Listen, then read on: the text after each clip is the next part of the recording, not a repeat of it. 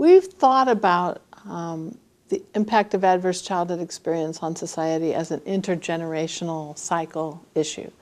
And helping communities, many of us have heard breaking the cycle in terms of certainly abuse and neglect. Now we think of the cycle of ACEs being passed from one generation to the next. What we see is when communities get really engaged, they start making a cycle.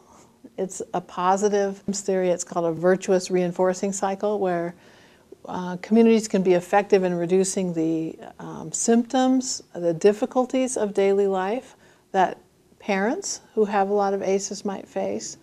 And in turn, because their lives are easier, they can better protect their children, so their children have less ACEs, which in turn leads to less symptoms. So you end up with this virtuous cycle where less ACEs, less difficulty from ACEs, less ACEs in the next generation.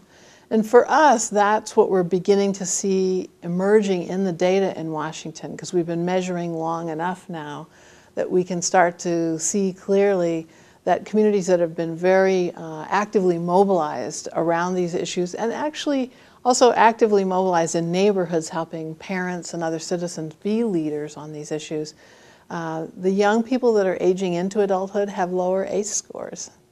So we're starting to see the parenting age generation have lower depression, lower stress-related disease, more functional days every month, profound impact on the next generation, because those young people aging into adulthood, of course, the next parents.